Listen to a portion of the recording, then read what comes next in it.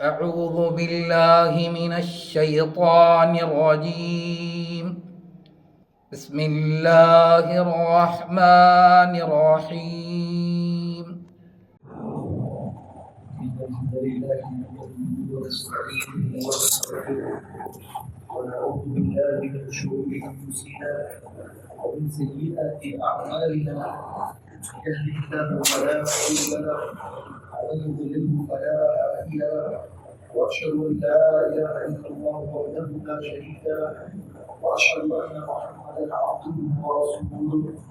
يا ايها الذين امنوا اتقوا الله حق تقاته ولا تموتن الا وانتم مسلمون. يا ايها الناس اتقوا ربكم الذي خلقكم من نفس واحده وخلق منها زوجها وبث منهما رجالا كثيرا ونساء، واتقوا الله الذي تساءلون به والارحام ان الله كان عليكم رقيبا. يا ايها الذين امنوا اتقوا الله وقولوا قولا سديدا يصلح لكم اعمالكم ويغفر لكم ذنوبكم، ومن يطع الله ورسوله فقد فاز فوزا عظيما. اما بعد، فان خير الحديث كتاب الله، وخير الهدي هدي محمد صلى الله عليه وسلم، وشر الامور محدثاتها، وكل محدثه بدعه، وكل بدعه ضلاله، وكل ضلاله في النار. فقد قال الله تبارك وتعالى في القران المجيد والفرقان الحميد: فأعوذ بالله السميع العليم من الشيطان الرجيم من همزه ونفخه ونفخه. بسم الله الرحمن الرحيم. لقد كان لكم في رسول الله أسوة حسنة لمن كان يرجو الله واليوم الآخر وذكر الله كثيرا. وبشر في صدري ويسر لي أمري واحلل عقدة من لساني يفقهوا قولي. رب زدني علما سبحانك لا علم لنا إلا ما علمتنا إنك أنت العليم الحكيم.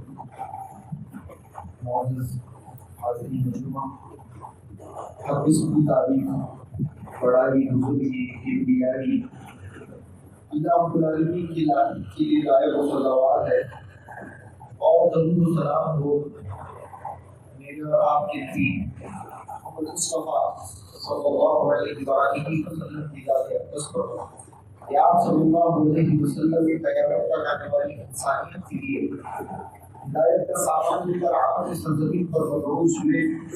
آپ صلی اللہ علیہ وسلم نے اللہ رب العالمین کی طرف سے نازل شدہ پیغام کو پوری امانت، بیانت اور ایمانداری کے ساتھ ہم تک پہنچایا، اور میری آپ کی اور قیامت تک آنے والے آخری فرد کی اخروی نجات کا انحصار اس بات پر ہے کہ ہم اپنی پوری زندگی اللہ کے نبی صلی اللہ علیہ وسلم کے بتائے ہوئے طریقے کے مطابق گزاریں۔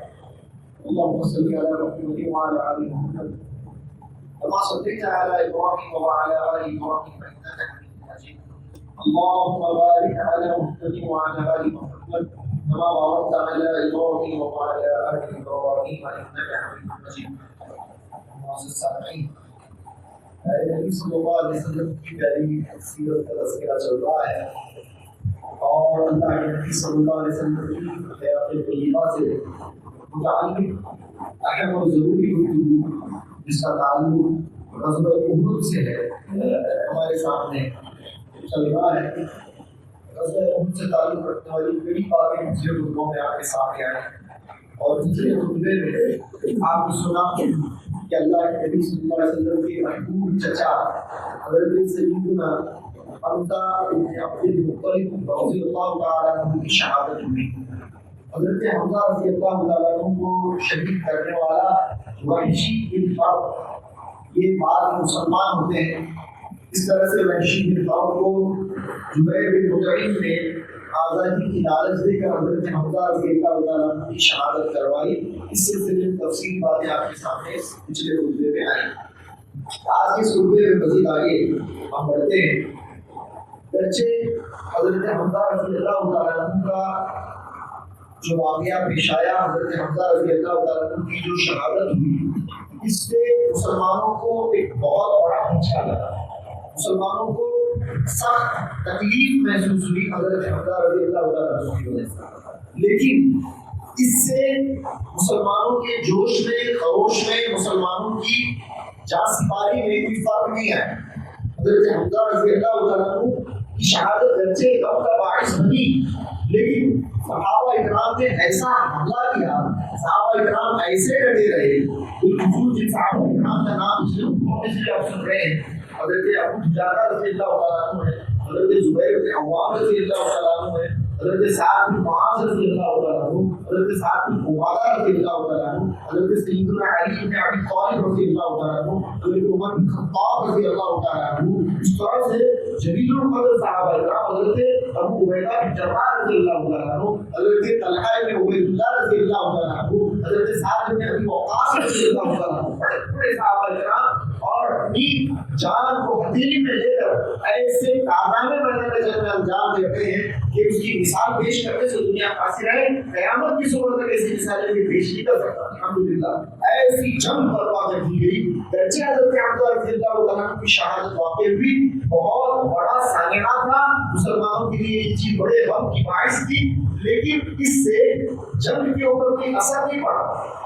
مسلمانوں کی کارکردگی میں، مسلمانوں کی جاں سپاری میں، مسلمانوں کی جاں بازی میں کوئی فرق اس سلسلے میں واقع نہیں ہوا، بلکہ مسلمان پہلے کے مقابلے میں مزید زوردار حملہ مسلمان بھرپور مسلمان حملہ کر رہے تھے۔ میدان جنگ اس بات کی گواہ تھی، وہ دھرتی عہد کی، اس نے دیکھا یہ منظر کہ ایسی جنگ مسلمان لڑ رہے تھے۔ سبحان اللہ، صحابہ کرام ایک سے بڑھ کر ایک، اس سلسلے میں واقعات آپ کے سامنے آنے والے خطبوں میں بھی پیش کیے جائیں گے۔ اس سلسلے میں صحیح بخاری کے اندر ایک صحابی کا واقعہ بیان کیا گیا ہے، حضرت حنظلہ رضی اللہ عنہ۔ حضرت حنظلہ رضی اللہ عنہ مشہور صحابی ہیں، اور ان کو غسیل الملائکہ کہا جاتا ہے، اور غسیل الملائکہ بھی کہا جاتا ہے۔ غسیل الملائکہ جن کو فرشتوں نے غسل دیا، یہ صحابی ہیں، اور صحیح بخاری کی حدیث ہے۔ اس سلسلے میں دوسری احادیث کی کتابوں میں ایکسٹینشن کے ساتھ یہ واقعہ موجود ہے۔ حضرت حنظلہ رضی اللہ عنہ ہے، انہیں نکاح ہوا ہے حضرت حنظلہ کا رضی اللہ عنہ۔ دیکھیے اس طرح کا معاملہ تھا، کیا بہادری تھی، ایمان کی خاطر، اسلام کی خاطر، ناموس اسلام، رسول اسلام کی خاطر صحابہ کرام کا کیا معاملہ تھا کہ ابھی نکاح ہوا ہے، عورت کی آغوش میں حضرت سیدنا حنظلہ رضی اللہ عنہ، لیکن اللہ کے نبی صلی اللہ علیہ وسلم کی طرف سے منادی لگا دی گئی، اللہ کے نبی صلی اللہ علیہ وسلم سے یہ پیغام عام کر دیا گیا کہ اب ہمیں نکلنا ہے، جنگ کے اس دستے کو، اس فوج کو نکلنا ہے۔ حضرت حنظلہ رضی اللہ عنہ کا معاملہ دیکھیے کہ آپ عورت کی آغوش میں بیوی کے ساتھ حضرت حنظلہ رضی اللہ عنہ نے شاباشی فرمائی، لیکن اللہ کے نبی کی جیسے ہی حکم اللہ کے نبی کا عام ہوا، حضرت حنظلہ رضی اللہ عنہ نے اللہ کے حکم، نبی کے حکم تعمیل میں دیر کرنا مناسب نہیں سمجھا، بلکہ اٹھے اور اپنی بیوی کو چھوڑ کر، بالکل تنہا چھوڑ کر حضرت حنظلہ رضی اللہ عنہ اللہ کے نبی صلی اللہ علیہ وسلم کے ساتھ جنگ میں شریک ہوئے۔ سبحان اللہ۔ اور جنگ جیسے میں نے آپ کے سامنے بتایا کہ صحابہ کرام نے بہترین جانبازی کے وہاں پر نمونے پیش کیے۔ حضرت حنظلہ رضی اللہ عنہ اسی دوران حضرت حنظلہ رضی اللہ عنہ میدان جنگ میں کود پڑتے ہیں، صفوں کی صفیں بکھیر دیتے ہیں، اور حضرت حنظلہ رضی اللہ عنہ کا اصل جو ٹارگیٹ تھا، اصل جو ہدف تھا، وہ ابو سفیان۔ جانتے تھے کہ ابو سفیان سپہ سالار اعلیٰ ہیں، اور چاہتے تھے کہ ابو سفیان کو ختم کریں۔ اس طرح کا جہاں بازی کا معاملہ دیکھیے صحابہ اکرام کا، چاہے تو لڑ سکتے تھے، اپنی کمفرٹ زون میں لڑ سکتے تھے، لیکن حضرت حنظلہ رضی اللہ عنہ نے ابو سفیان کا تعاون کیا، ابو سفیان کے پیچھے گئے۔ اور آپ کو معلوم ہی ہے، آپ نے جنگ بدر کے بھی واقعات سنے ہیں، جو سپہ سالار ہوتا ہے، جو سالار اعلیٰ ہوتا ہے، وہ ہائیلی سیکیورڈ ہوتا ہے، اس کی سیکیورٹی بہت ٹائٹ ہوتی ہے، وہ آپ پوری طرف سے بڑے بڑے جنگجو لوگ اس کے اطراف ہوتے ہیں اس کی سیکیورٹی کے لیے۔ تو لیکن حضرت حنظلہ رضی اللہ عنہ نے بالکل کوئی پرواہ کیے بغیر صفیں کی صفیں ادھیڑتے ہوئے ابو سفیان کے تعاون میں لگے رہے، یہاں تک کہ ابو سفیان کے قریب ساری صفیں ادھیڑتے ہوئے ابو سفیان کے قریب گئے، قریب تھا تلوار اٹھا دی تھی، اور قریب تھا کہ ابو سفیان کے دو ٹکڑے کر دیتے، لیکن اتنے میں حضرت ابو سفیان جو تھے اس وقت مسلمان نہیں تھے، کافروں کے سردار تھے، ابو سفیان کو مارنے ہی والے تھے، تلوار کی ضرب کے اوپر پڑنے ہی والی تھی کہ سامنے شداد بن اوس نامی ایک کافر تھا، وہ بہت بڑا جنگجو تھا. اس نے وہ ابو سفیان کی سیکیورٹی بھی میں ہائر تھا. ابو سفیان نے بالکل اطرافی لڑ رہا تھا. اس نے دیکھا ادھر حضرت حنظلہ رضی اللہ عنہ بالکل اب چند لمحوں میں ابو سفیان کا کام تمام کر سکتے ہیں, آگے بڑھا.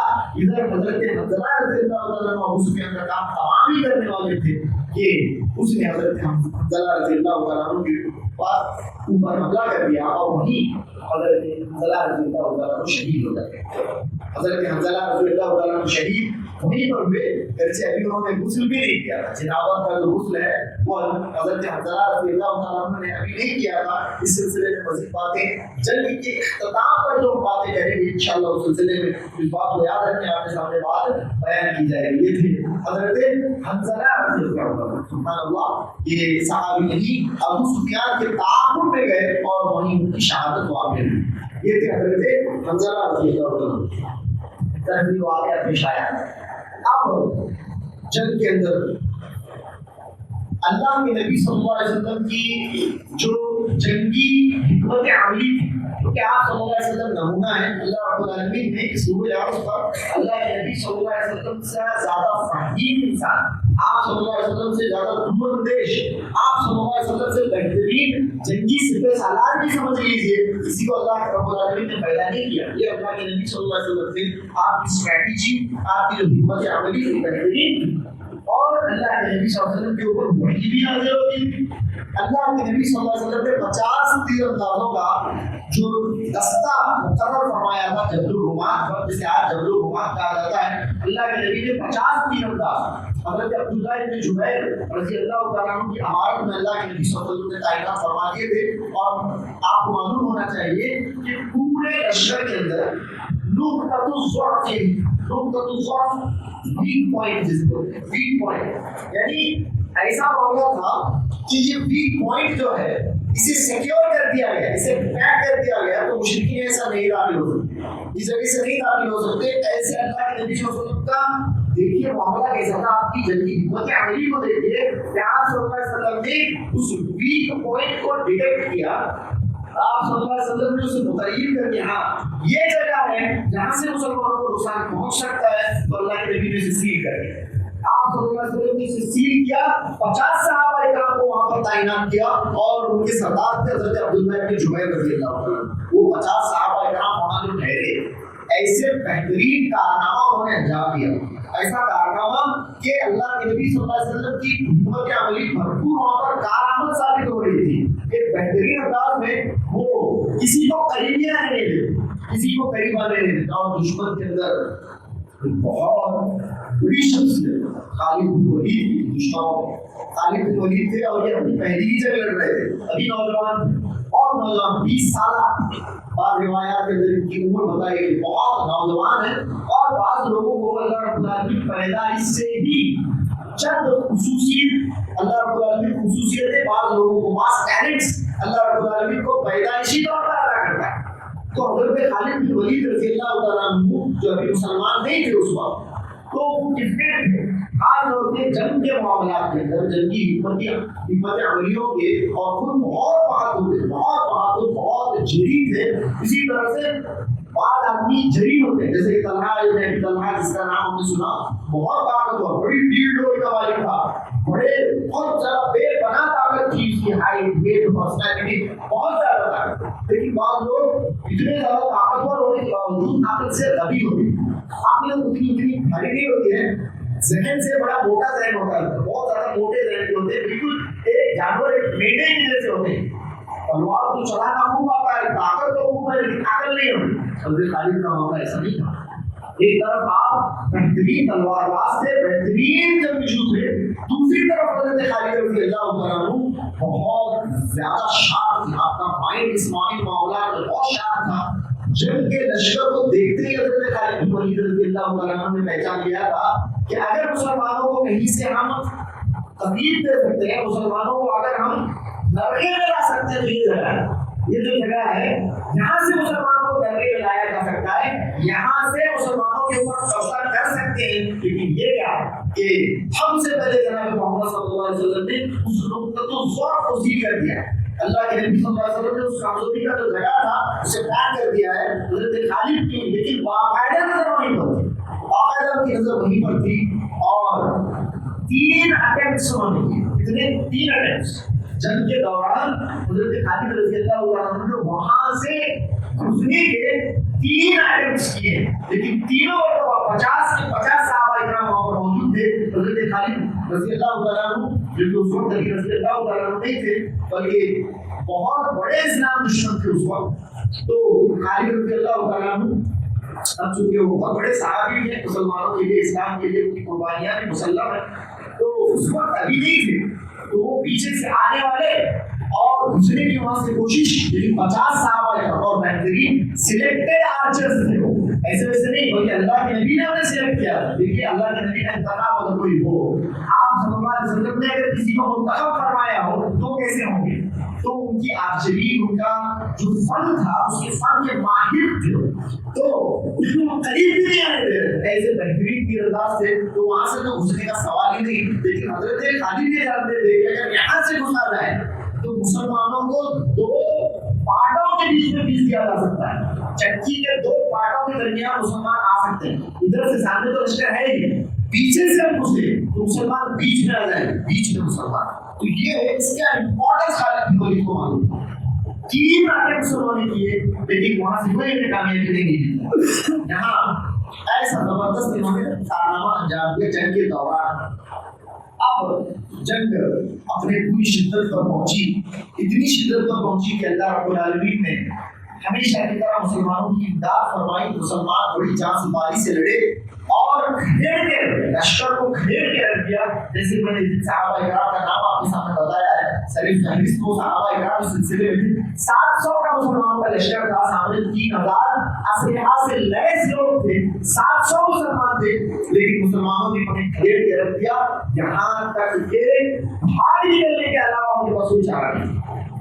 کوشش کی انہوں نے, جبکہ مسلمانوں کو سفید دہن سے لٹانے کے منصوبے لے کر آئے تھے, اپنا بدلہ لینے کے منصوبوں کے ساتھ آئے تھے, کوشش بھرپور کی, لیکن مسلمانوں کی تلوار کی زد میں آ کر مسلمانوں کی تلواروں کی تاب نہ لا سکی. مسلمانوں کی تلوار کے سامنے ان کی ایک نہ چلی اور آخرکار بھاگنا پڑا.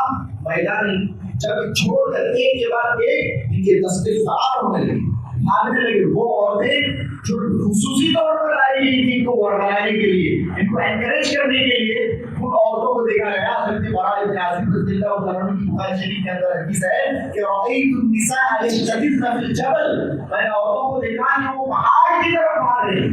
میں نے عورتوں کو دیکھا رأیت النساء یشتددن فی الجبل اور رفعنا ثيابهن عن أسواقهن, وہ اپنے پنڈلیوں سے کپڑا اٹھا کر بھاگ رہی ہے, اپنی پنڈلیوں سے اپنا کپڑا اٹھا کر بھاگنے لگی. حتى بدت خلاخلهن, یہاں تک کہ ان کی پائلیں نظر آنے لگی. ان کے پیروں کے اندر انہوں نے جو زیور پہنے تھے عورتوں نے, ان پیروں کے زیوروں کو بھی ہم دیکھ پا رہے تھے. ایسے باقی ابھی کچھ دیروں پہلے بڑے اشعار گا رہی تھی کہ اگر تم لڑو گے تو ہم گلے لگائیں گی, تمہارے لیے بستر بچھائیں گی, یہ کریں گی, وہ کریں گی. ایسے یہ ترانے گانے والی عورتیں ایسا بھاگی کہ یشتددن فی الجبل, جبل کی یعنی پہاڑ کی آڑ میں اپنے آپ کو بچانے کے لیے بھاگنے لگی. یہاں تک کہ ان کی پنڈلیوں سے کپڑا انہوں نے اٹھایا بھاگنے کے لیے, کپڑا بیچ میں ہوا میں آ رہا تھا. ایسا بھاگی کہ ان کی پائلیں نظر آنے لگی. صحابہ کرام نے منظر اپنی آنکھوں سے دیکھا. حضرت برا ابن عازب رضی اللہ عنہ کی بخاری شریف میں حدیث, تو بھاگی اور دوسرے جو دستے تھے مشرکین کے بھاگ کھڑے. سبحان اللہ, ایسا مسلمانوں نے حملہ کیا, ادھر سے بھاگ کر دور کرنے لگے, بھاگے مسلمانوں نے ان کا تعاقب کیا اور کفار جو ہے گویا کہ میدان جنگ سے فرار ہو گئے. کفار میدان جنگ سے فرار کی طرف ہو گئے. اب یہاں پر مال غنیمت بکھرا ہوا ہے, مال غنیمت پورے جنگ میں میدان جنگ میں بکھرا ہوا ہے. اور آپ کو میں بتاؤں اس زمانے میں بھی اور آج بھی معاملہ ایسا ہی ہے کہ دنیا کی سب سے قیمتی چیز کیا ہے معلوم آپ کو؟ ہتھیار. ہتھیار سے قیمتی چیز دنیا میں آج بھی کوئی نہیں. آج بھی ملکوں کے پاس جو ہتھیار ہے, جو ملکوں کا جو اینول بجٹ ہوتا ہے اور سارے لوگوں کا جو پیسہ ہوتا ہے, سرکاری ڈیفنس پر ہی سب سے زیادہ ہے. اور اور ایک سے بڑھ کر ایک آج کے ہتھیار جو بھی میسائلز خریدی جاتی ہیں, جو بھی نیوکلیئر ویپنز کے اوپر جو خرچ ہوتا ہے, جو سائنٹسٹ کے اوپر خرچ ہوتا ہے, آج بھی بہت زیادہ. کسی پریزیڈنٹ نے کسی ملک کے کہا تھا کہ دنیا جو ہے ہتھیار پر جو پیسہ خرچ کر رہی ہے, در حقیقت تم پیسہ نہیں برباد کر رہے ہو, اپنے ملک کے بچوں کا فیوچر, اپنے جو لیبررز ہیں ان کا پسینہ برباد کر رہے ہو. یعنی وہی پیسہ جو تم ہتھیاروں پر برباد کر رہے ہو, ان بچوں کی فیوچر کے لیے, ان کے مستقبل کے لیے, ان جوانوں کی, ان لیبررز کی فلاح و بہبودی کے لیے لگاتے تو کیا نہیں بہتر ہوتا. لیکن آج ملک ایک سے بڑھ کر ایک ہتھیار یعنی ریس آف آرمامنٹس کہا جاتا ہے.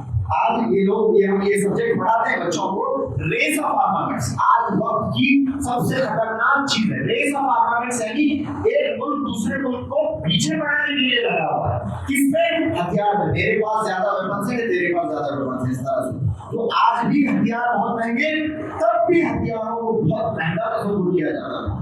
تو میدان جنگ میں ہتھیار بکھرے پڑے ہیں, دوسری چیزیں بھی بکھری پڑی ہیں. مویشی ہیں کہ ان کا کوئی دوسرا حال نہیں ہے, اونٹ چھٹے گھوم رہے ہیں. اونٹ کتنی بڑی اس زمانے میں چیز تھی, اور جنگ کے اندر استعمال ہونے والے اونٹوں کی بھی بات الگ تھی, گھوڑوں کی بھی بات الگ تھی. چھوٹے مویشی چھوٹے پھر رہے ہیں, اتنا زیادہ مال بکھرا ہوا ہے اور ہتھیار بکھرے ہوئے ہیں, اور سامنے کفاروں کو کھدیر دیا گیا ہے اور وہ بھاگ رہے ہیں, وہ بھاگ رہے ہیں. یہ منظر صحابہ دیکھ رہے ہیں, اور صحابہ نے تعاقب کیا, وہ بھاگ گئے. اور یہاں پر دیکھو کہ اتنا مال پڑا ہوا ہے, اتنا مال پڑا ہوا ہے. صحابہ مال چننے میں لگ گئے, مال ادھر سے چننے میں, مال اٹھانے میں, غنیمت کا مال اٹھانے میں یہاں پر لگ گئے. دیکھیے آج بھی یاد رکھیں, مسلمانوں کی زوال کا سبب میرے اور آپ کی زوال کا سبب بن سکتا ہے. اس سلسلے میں ہمیں بہت زیادہ بہت سے کام لینے کی ضرورت ہے. اللہ کے نبی صلی اللہ علیہ وسلم کی سبحان اللہ, اللہ کے نبی صلی اللہ علیہ وسلم نے کیا بات فرمائی, کہا ان لکل امت فتنہ, ان لکل امت فتنہ وفتنۃ امتی المال. ساری امتوں کو اللہ نے کسی نہ کسی فتنے میں مبتلا فرمایا. ہر امت کسی نہ کسی فتنے میں مبتلا ہو کر ہلاک ہوئی ہے. میری امت کا فتنہ مال ہے, میری امت کا فتنہ مال ہے. فتنے کا مطلب آزمائش. میری امت کو, تم کو اللہ رب العالمین مال کے فتنے میں ملوث کر کے ضرور آزمائے. یاد رکھیے زندگی کے کسی نہ کسی موڑ پر ہمیں فیصلہ لینا ہوگا. حلال اور حرام کے درمیان ہمیں تمیز آنی چاہیے. یاد رکھیے میرے, آپ کے, ہماری بچوں کے, ہماری اولاد کے حلق کے نیچے حرام کا جو لقمہ ہوا ہے, اس کا خیال رکھیں. چاہے ہم مر جائیں لیکن حلال حرام کا جو معاملہ ہے اس پر حلال اور حرام کی تمیز آنی چاہیے. یہ بہت اہم ہے, کیونکہ اللہ رب العالمین ضرور آزمائے, ہمیں ضرور آزمائے گا. اللہ رب العالمین ہمیں فقر سے بھی آزما سکتا ہے, تنگ دستی سے بھی آزما سکتا ہے, لیکن تنگ دستی میں پڑھ کر, فقر میں پڑھ کر, کسی صورت میں آپ حلال اور حرام کی تمیز کو کھو دیں, ایسا ہونا نہیں چاہیے. یہ اللہ کے نبی صلی اللہ علیہ وسلم نے پہلے ہی کہہ دیا تھا. یہاں پر مال بکھرا پڑا ہے, صحابہ کرام مال چننے میں لگے. صحابہ کرام جو میدان جنگ میں تھے وہ مال چننے لگے. ان کا مال چننا وہاں پر جو تھا وہ چن رہے, کوئی حرج کی بات نہیں تھی, وہ مال وہاں پر چننے لگے. ادھر 50 صحابہ کرام جن کو اللہ کے نبی صلی اللہ علیہ وسلم نے تعینات فرمایا تھا, بخاری شریف کے حدیث سے میں نے آپ کے سامنے الفاظ بھی نبی کے بیان فرمائے تھے. یہاں سے نہیں ہلنا, یہاں سے تم بالکل نہیں ہلو گے, یہاں سے بالکل اس جگہ کو نہیں چھوڑ, مکان رکھو, تم یہیں پر رکے رہو گے یہاں تک کہ تم دیکھو کہ پرندے ہماری لاشوں کو نوچ کر رہے ہیں, ہماری لاشوں کو پرندے نوچ کر رہے ہیں, تب بھی یہاں سے تم نہیں رہو گے. اللہ کے نبی نے فرمایا, بخاری شریف کے حدیث کے الفاظ میں نے آپ کو سنا دیے, اس سے پہلے دیکھیے, یاد رکھیے گا, ابھی یاد رکھنا ہے. ایک پورا خطبہ ہی اس پوری سیریز کے اینڈ پر میں اسی ایک معاملے کے اوپر کرنے والا ہوں. اللہ کے نبی صلی اللہ علیہ وسلم نے کہا تھا کہ یہاں سے بالکل تم ہلنا نہیں. اگر تم دیکھو کہ ہم فتح یاب ہو چکے ہیں, مشرکین بھاگ کھڑے ہوئے ہیں اور ہمارے غنیمت چھٹ رہے ہیں, تب بھی تمہیں ایسا نہیں ہلنا. اللہ کے نبی نے واضح فرما دیا تھا. اور اگر تم دیکھو کہ ہم شکست کھا چکے ہیں, ہماری لاشوں کو پرندے نوچ کر کھا رہے ہیں, تب بھی تم یہاں سے نہیں ہلنا. اللہ کے نبی صلی اللہ علیہ وسلم نے واضح الفاظ میں فرما دیا تھا. اتنے واضح الفاظ میں اللہ کے نبی نے کہہ دیا تھا کہ اب ابہام کی کوئی گنجائش نہیں تھی.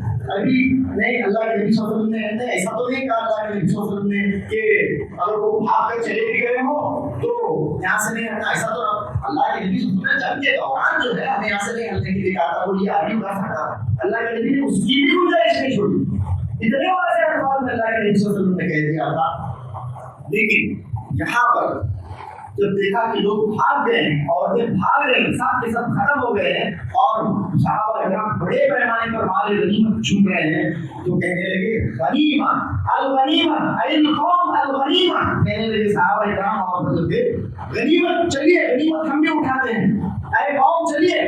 حضرت عبداللہ بن جبیر رضی اللہ تعالیٰ عنہ آگے آگے کہے احد الیہ النبی صلی اللہ علیہ وسلم اللہ قبرہ، اللہ قبرہ، اللہ کے نبی صلی اللہ علیہ وسلم نے کیا وعدہ کیا ہے، اللہ کے نبی نے ہمیں کیا حکم دیا ہے کہ تم بھول گئے اللہ قبرہ کہ تم یہاں سے بالکل ہلو گے نہیں۔ انہوں نے کہا الغنیمہ، مال مال، انہوں نے کہا۔ حضرت عبداللہ بن جبیر نے بھرپور کوشش کی کہ تم یہاں سے بالکل نہیں ہلو، لیکن 40 لوگوں نے حضرت عبداللہ بن جبیر کی نافرمانی کی، 40 لوگ۔ ایک تو اللہ کے نبی کی نافرمانی یہاں پر ہوئی، دوسرا حضرت عبداللہ بن جبیر جو امیر تھے ان کی بھی نافرمانی ہوئی۔ بخاری شریف کی حدیث کی روشنی میں بتا رہا ہوں، 40 لوگ یہاں سے گئے، 40 لوگ گئے میدان جنگ میں، وہ لوگوں کے ساتھ وہ ہو گئے جو لوگ مال غنیمت چن رہے تھے۔ حضرت عبداللہ بن جبیر کے ساتھ صرف 10 لوگ باقی ہیں، حضرت عبداللہ بن جبیر ہیں اور 10 لوگ بھاگ رہے ہیں۔ لیکن حضرت خالد بن ولید رضی اللہ عنہ کا ذہن ابھی بھی جیوت کے لیے تیار نہیں، ہار ماننے کے لیے تیار نہیں، کہیں نہ کہیں ان کے ذہن میں ابھی بھی ہے۔ بھاگتے موڑ کے دیکھا تو وہ جو نقطۃ الضعف تھا، وہ جو ویک پوائنٹ تھا مسلمانوں کے لشکر کا، مسلمانوں کا، جسے اللہ کے نبی نے سیل کر دیا تھا، وہ خالی ہو گیا۔ وہ 50 صحابہ کرام جن کو نبی مکرم علیہ السلام صلی اللہ تعالی علیہ وسلم نے بالکل پیک کر دیا تھا اپنی جنگی حکمت عملی اور وحی کی روشنی میں اللہ کے نبی صلی اللہ علیہ وسلم نے کام کیا تھا، وہ خالی ہو گئے۔ حضرت خالد بن ولید رضی اللہ تعالیٰ نے اس موقع کو اپنے ہاتھ سے جاری کی سوچی نہیں۔ حضرت خالد بن ولید رضی اللہ تعالیٰ نے اپنے ساتھ لگ بھگ 150 لوگ، 100 سے 150 لوگوں کا ایک دستہ حضرت خالد بن ولید رضی اللہ تعالیٰ لے کر پیچھے سے آئے، اور یہاں پر ان کا ڈیفنس کرنے کے لیے کتنے لوگ؟ 10 لوگ اور کم، 10 لوگ حضرت خالد بن ولید رضی اللہ تعالیٰ نے پیچھے سے چڑھائی کی۔ 10 لوگوں نے ان کا تعاقب کرنے کی کوشش کی، ان کے ساتھ ٹکرانے کی کوشش کی، لیکن 10 لوگ کیا کام لائیں گے؟ 150 لوگ، اور حضرت خالد رضی اللہ تعالیٰ خصوصی ٹکڑی لے گئے تھے اوپر سے، خصوصی ٹکڑی، یعنی اپنے ساتھ جو تھے حضرت خالد بن ولید کے بہترین لوگ تھے، وہ حضرت خالد کے سلیکٹڈ لوگ تھے، وہ بہترین جنگجو تھے، وہ آئے ان 10 لوگوں کو وہیں پر ختم کر دیا۔ حضرت عبداللہ بن جبیر رضی اللہ تعالیٰ عنہ سمیت 10 صحابہ کرام وہیں سے شہید ہوئے۔ یہ ایک خبر، انہوں نے اپنے ہتھیار ہاتھ سے چھوڑ دیے، ہتھیار چھوڑ دیے، ایک خبر ہے، مال غنیمت چننے میں لگ گئے، ادھر سے مگر بھاگنے والے ادھر ہیں، ادھر سے مال غنیمت کے لوگ چننے والے ہیں، بے خبری کے عالم میں یہ لوگ مبتلا ہیں۔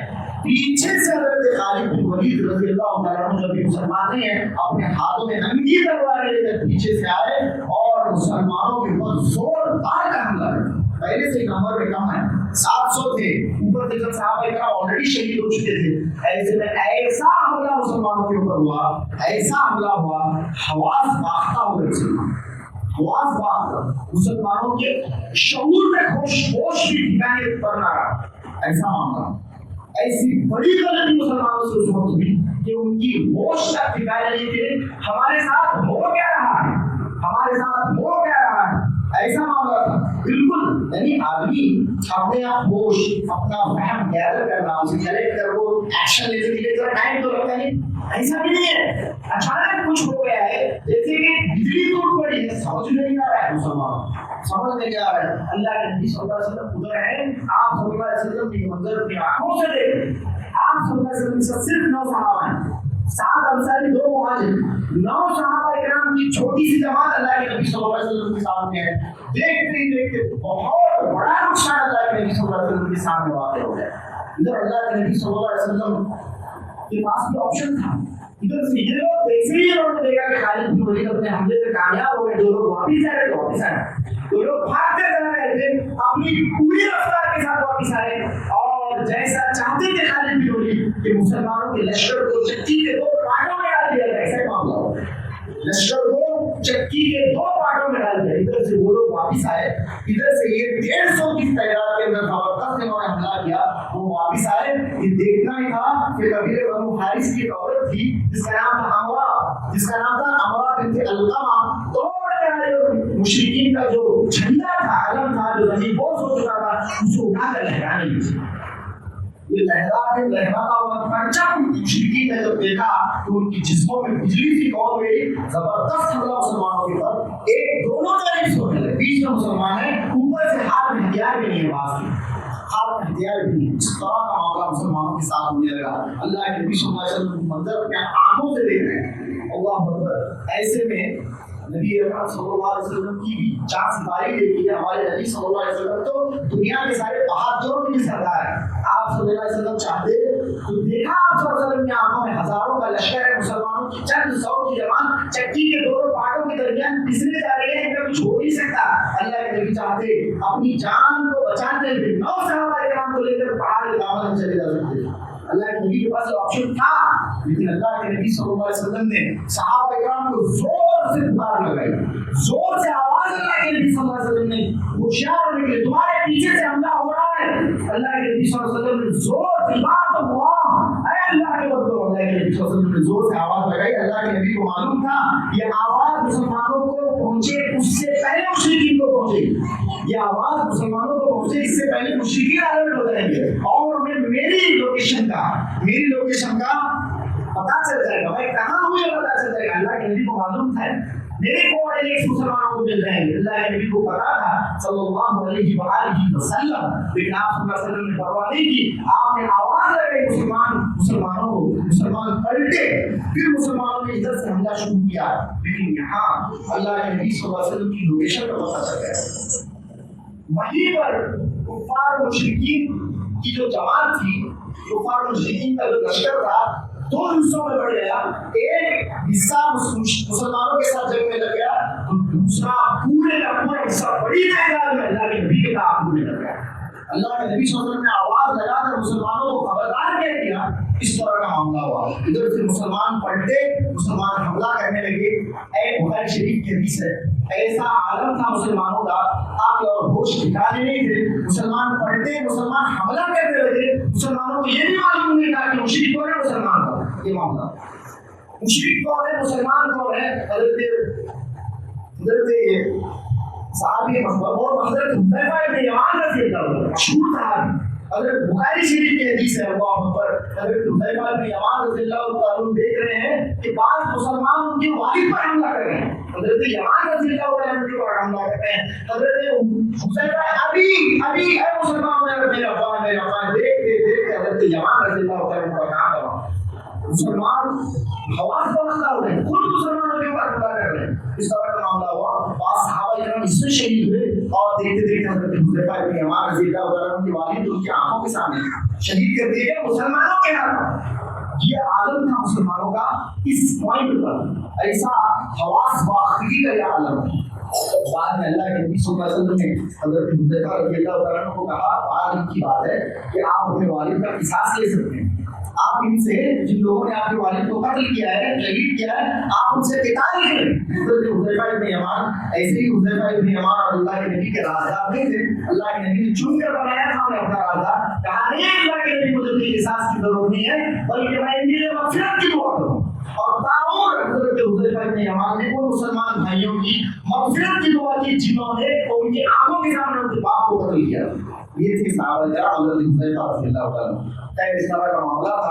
آنے والے خطبے میں انشاءاللہ اس کے بعد کیا معاملات ہوتے ہیں کتاب سنت کی روشنی میں جاننے کی کوشش کریں گے. میرے بھائیوں, یہی سے ہمیں ایک درس ملتا ہے کہ نبی اکرم صلی اللہ علیہ وسلم کی مخالفت, آپ صلی اللہ علیہ وسلم کی نافرمانی میں صرف سوال ہے. یاد رکھیں, اس کو میں تفصیل سے گفتگو کروں گا, لیکن اتنا بات ہم لے کر ہی جائیں گے یہاں سے کہ اللہ کے نبی صلی اللہ علیہ وسلم کی کسی بھی معاملے میں نافرمانی اگر ہم کریں گے, اس کا خمیازہ ہمیں بھگتنا پڑے گا. یاد رکھیں اس چیز کو. آخر میں اللہ رب العالمین سے دعا ہے کہنے اور سننے سے اللہ اپنی توفیق عطا فرمائے. وآخر دعوانا الحمدللہ رب العالمین, وصلی اللہ علی نبینا محمد وآلہ وصحبہ وسلم تسلیما کثیرا.